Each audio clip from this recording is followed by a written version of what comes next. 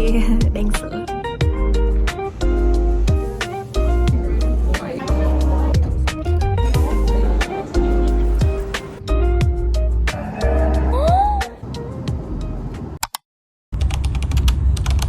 Chào mừng mọi người đã đến với vlog Đi Mi Chicken của mình. Và để mở đầu cho cái vlog này thì mình muốn show cho mọi người thấy đây là lần đầu tiên mình ngồi trên một cái máy bay mà họ cho mình tự lựa ghế. Bởi vì máy bay rất là nhỏ và rất là ít hành khách. Nè mọi người coi nè, cái ghế ở đây nó như là ghế thương gia luôn á. Đây là trải nghiệm đầu tiên trong đời mình luôn. Hello mọi người, chuyện hy hữu đầu tuần. Ngồi trên máy bay được 15 phút thì máy bay hư, cho nên là đã quay về điểm xuất phát và máy bay đang sửa ngoài kia. Vừa thấy may bởi vì là mình chưa bay, vừa thấy hơi không may vì có thể là sắp phải đổi chuyến máy bay rồi, phải đóng thêm tiền. Hoan hỉ. Đến khúc này thì máy bay đã được sửa xong rồi và mình đã lên lại máy bay rồi, nhưng mà mình vẫn còn hơi sợ là lỡ như có chuyện gì xảy ra thì chắc là nhưng mà anyways, cuối cùng thì mình đã trên đường bay đến Minneapolis.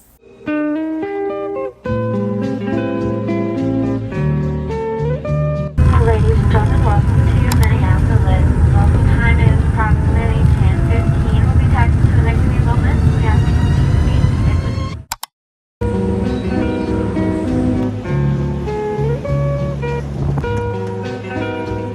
Bây giờ mình đã đến sân bay của Minneapolis rồi và mình cũng đã say bye bye với chị Nhi rồi, tại vì chị Nhi đi về Việt Nam. Có một cái điều đó chính là khi mà mọi người đáp sân bay mà mọi người đi tới cái cổng E thì mọi người sẽ phải đi vào một cái tram để di chuyển tới những cái cổng đó nha. Mình còn 1 tiếng nữa mình mới bay, trộm vía. Cho nên là mình đã đi ngược ra lại ngoài sảnh lớn để mình mua một cái bánh của Dunkin Donuts. Đây. Bây giờ mình sẽ đi hỏi tại sao cái boarding pass từ Chicago tới Detroit của mình vẫn chưa có. Oh my god! I'm so confused and I'm so scared. Ok mọi người, bây giờ mình đã có vé để đi từ Chicago tới Detroit rồi. Trong trường hợp mà mọi người không có vé online á, thì mọi người hãy đến bất kỳ các quầy boarding của cái hãng máy bay đó. Mọi người chỉ mới hỏi là mọi người vẫn chưa có vé online. Nhân viên ở đó họ sẽ check ID của mọi người và sau đó họ sẽ in vé cho mọi người luôn.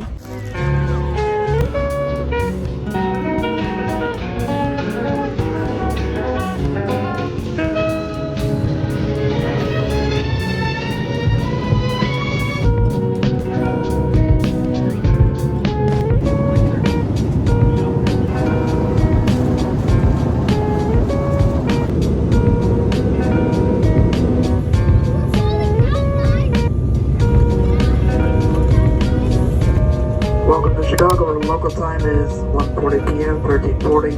Did your final destination? Welcome home. Hope to see you again soon. Hello mọi người, mình đã tới sân bay Chicago rồi và mình cảm thấy là cái ngũ quan của mình nó đã sáng hơn hẳn, tại vì mình đã có một giấc ngủ khá ngon ở trên máy bay. Ê người quá đi, cố lên, sắp đến rồi, 1 chuyến nữa thôi.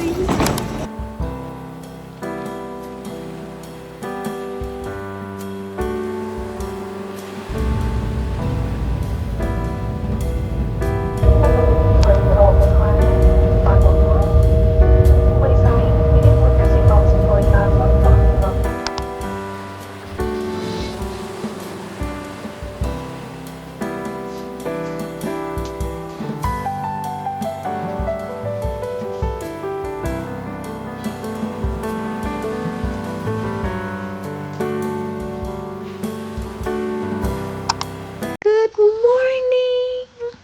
Thì hôm nay là buổi sáng đầu tiên mình ở Mi Chicken và mình đã có một đêm ngủ rất là ngon. Bởi vì sao? Bởi vì tối hôm qua mưa và cái thời tiết sáng nay làm cho mình rất là nhớ New Zealand. Tại vì có một ngày nọ ở New Zealand mình tỉnh dậy trời cũng mưa lâm râm giống như thế này. Cho nên là mình kiểu nostalgia. Well anyway, trưa nay mình nghe nói là mình sẽ đi ăn một cái chỗ kết hợp đồ Mễ với đồ Hàn. Bây giờ mình sẽ làm công tác chuẩn bị bởi vì nửa tiếng nữa là mình sẽ đi rồi.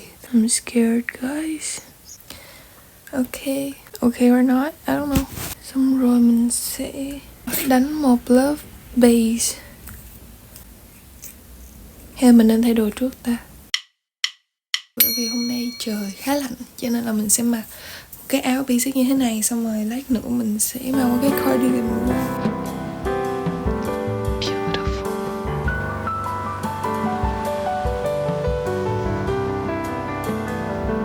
Mình mặc đây. Mình không có mang cái lô, mình tự chế bằng cách này.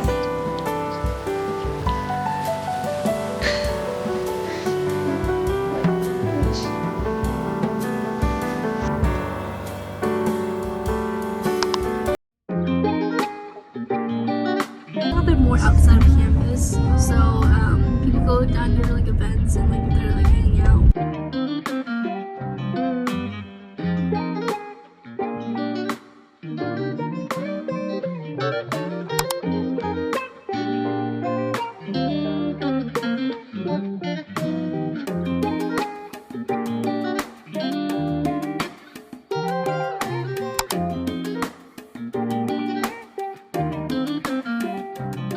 Đây là một cái tiệm mà mình thấy rất là thú vị, là ở đây họ bán dầu ăn và giấm với rất là nhiều vị khác nhau, từ vị táo, vị chanh, vị cá hồi, vị cá ngừ, đủ các loại vị luôn. Và họ có nguyên cái cửa tiệm to như thế này nè và bán đủ loại. Còn cái mình đang thử đó chính là atiso với phô mai parmesan. Nó không hẳn là mứt nhưng mà mình nhớ nó là một cái món mà có hoa atiso ở trong đó. Nó siêu ngon luôn, nó rất là lạ, nó vừa mặn mặn chua chua thơm thơm, rất là must try nha.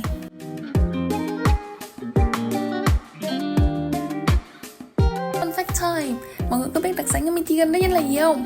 Đó chính là sữa đường, sữa quanh năm suốt tháng luôn. Chưa bao giờ nghỉ sữa luôn nha mọi người. Okay guys, I'm gonna try London Fog. I tried this with a drink before, but I haven't tasted the ice cream. I love it. Or the basil. The basil one's really good. It's really loud. Basil tiếng Việt là gì vậy? I don't know, em cũng gọi nó là basil. Cái gì có từ em ngồi chuyện qua. Yeah, nó cũng có từ. Right? Really good, right? No, it's surprisingly good. Yeah. Oh, wait.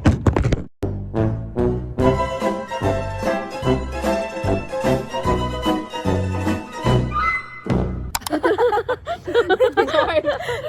A bit aggressive there. Quế nhưng mà nó không có quá quế, nó rất là quế vừa. Mùi olive oil Yeah. chanh hết trơn. Này mùi sakura. Cookies. It does. Marketed their Russian. The blueberry is good.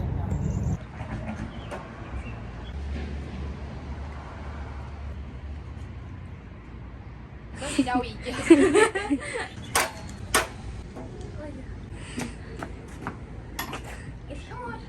Yay! Breakfast good. Really? That's a really good. Yeah, it's good.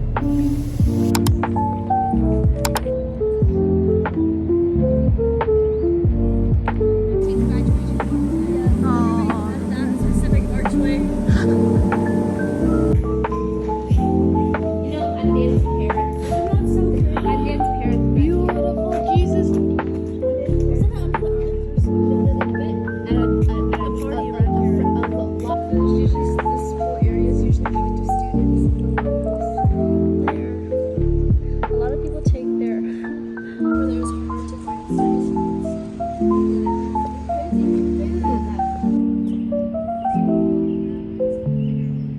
I like the social work building.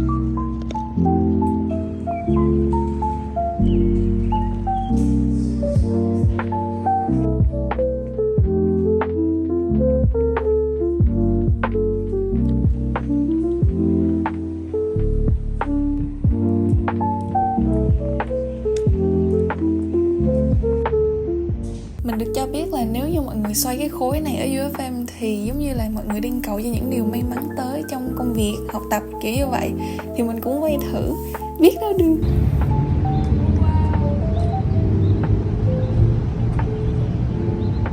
Có khi nào lên quay nhanh quá xong nó rớt không? Không, dạ không.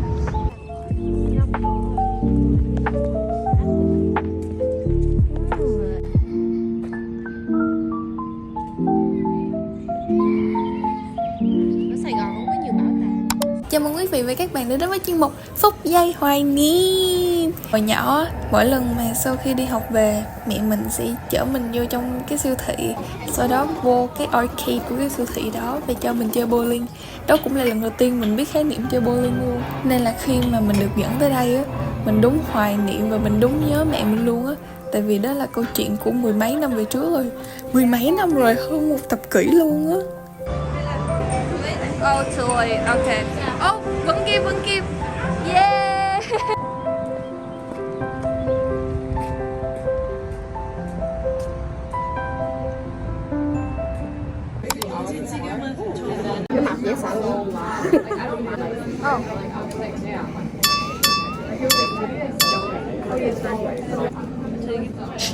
Trời, thơm ghê.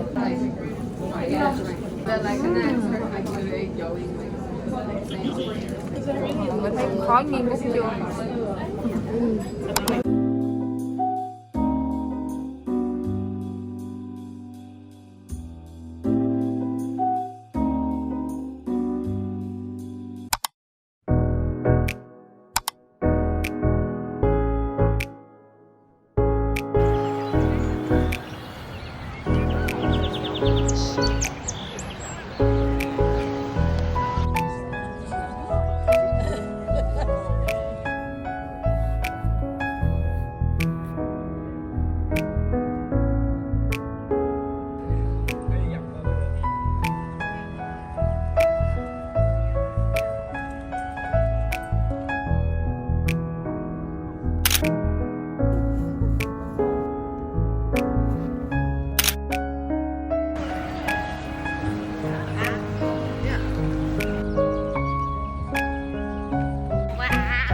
Hoa này đẹp hơn mẹ. Thêm 3 cái cục hoa nữa nè.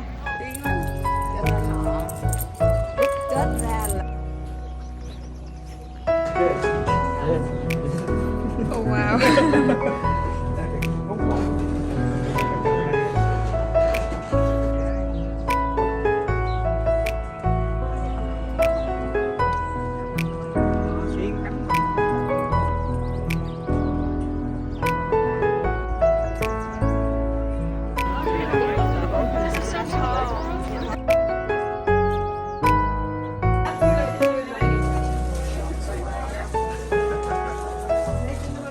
Ở đây á mọi người, họ có một cái tủ để trưng toàn bộ cái phô mai Gouda, as I remember, ở đây để cho mình ăn thử và sau đó chọn cái loại phô mai mà mình thích nhất.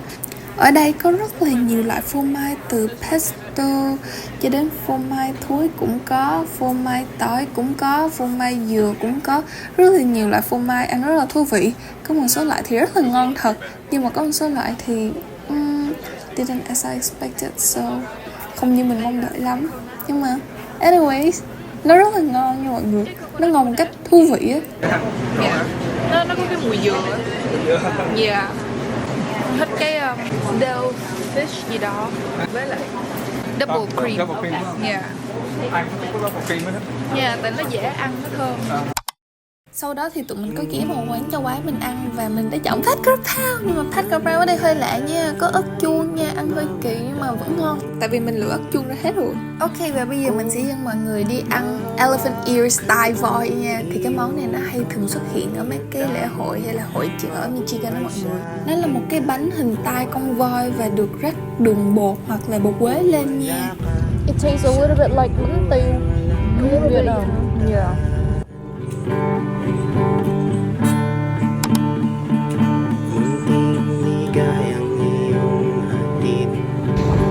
Ok, bây giờ mình sẽ thử chạm một ngón tay xuống dưới nước hồ nha mọi người. Oh wow, ok.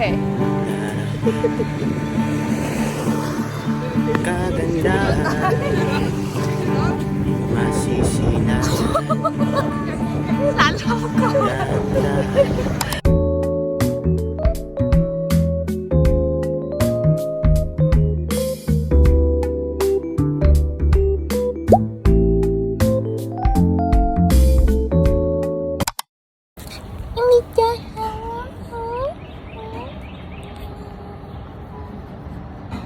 Đi chơi. Mọi người ơi, ở đây có một cái cây rất là đẹp. Mọi người coi cái hoa của nó nè. Nó bự ghê chưa?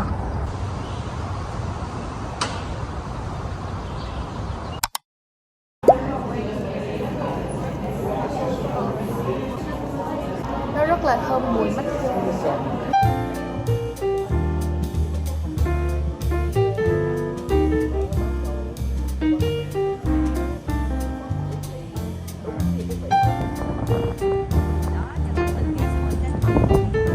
Hello mọi người, đây là lần đầu tiên mình đi chơi mấy cái này. Oh my god, nó đúng nhiều luôn á. Con Sanrio nè. Ô, có cái con của chị Thư thích gì? Ô đó. Ôi trời ơi á. Mình vừa mới quay cái con Snoopy xong. Để mình thử coi nó sẽ ra cái gì nha. Oh my god, I don't know how to open this. Xin lỗi mọi người, mình quê quá. Mình là lần đầu tiên mình chơi. There we go. I see something. Mình nghĩ nó sẽ ra cái Woodstock and Bonfire. Really? Phải không? I really hope so. Khó mở ra. Mình có thể thấy được cái bonfire rồi. It's Woodstock and Bonfire.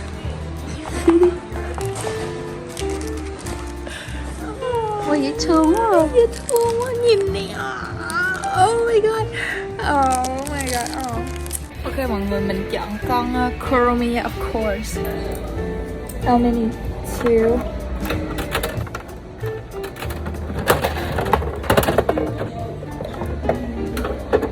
It's okay. Let's see who. Gì vậy?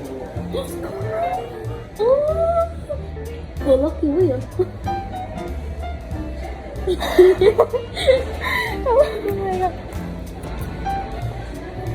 I'm satisfied now.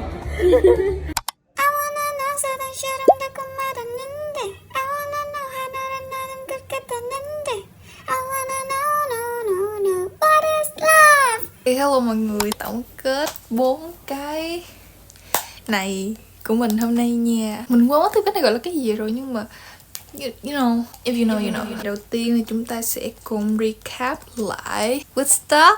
Oh my god, ý là mình đã quên chọn bias, nhưng mà lúc mà mình nhìn lên cái hình á, mình nghĩ là con nào cũng dễ thương, nhưng mà mình sẽ thích cái gì mà nó hơi special một tí với mình nha, nhấn mạnh là với mình. Đây là cái bonfire. Và tiếp theo là Woodstock. Mình có một con Woodstock ở nhà rất là bự. Đây nè, nó có cái tay nhỏ xíu nè, mọi người thấy không? Focus vô xem. Ok, nó không focus được anyways. Tiếp theo, Snoopy khác. Nó là Cheers Collection. Chúng Linus. Mình biết mình trúng Linus là tại vì mình thấy cái tóc của Linus. nó vậy nè. Lúc mà mình mới khui ra cái mình còn tưởng là mình được tặng thêm một cái nữa, nhưng mà no, nó là cái mình và cái đầu nó hơi creepy. Yo! Tiếp theo là Spike's Family Keychain. Mình rất là muốn trúng Bond. Mình trúng Damien. If you know, you know. てめえ何言ってんだ頼んでねえし余計なことだしそうだ何邪魔してくれてんだ Trời đất ơi, thằng nhóc này dễ thương. Nó cũng có màu tím, mình thích màu tím. Và cuối cùng mình là dễ thương quá. Dễ thương chứ. Trời đất ơi, coi nó có giật nước mắt nè. Kuromi lớn, Kuromi nhỏ. Trời ơi, dễ thương. Chào bạn đi con. Đây, Kuromi, Woodstock and the Bonfire, Linus and Damien.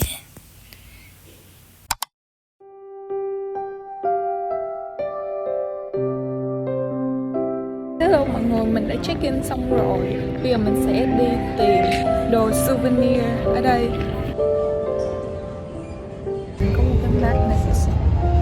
Detroit, Michigan. Board, this is Captain speaking. Welcome to Spirit Airlines Flight 2516.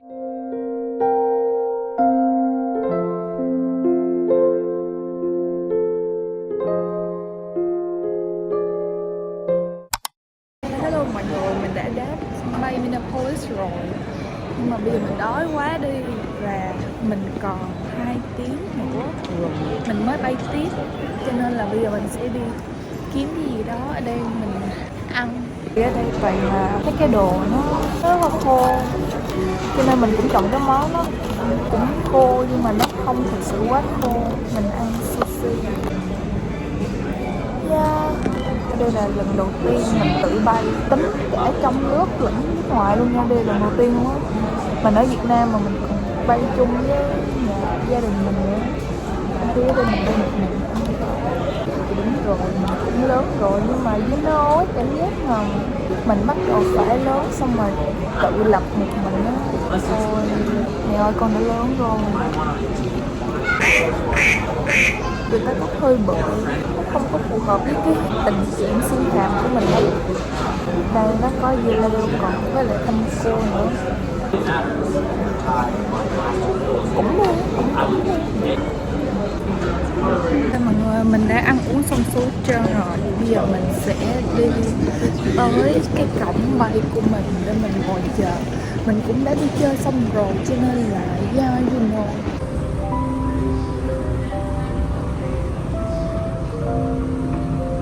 Mình có cảm giác mình đã đi bộ được gần 10 phút rồi mà mình vẫn chưa tới cái cổng bay của mình nữa. Hôm bữa thì mình từ cổng A qua thì sẽ có một cái tram để mình đi, nhưng mà từ đi hướng ngược lại thì không có cái tram đâu hết.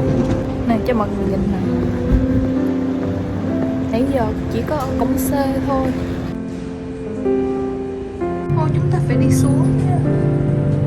Mình đang ở đây nè, bây giờ mình phải đi xuống dưới đây.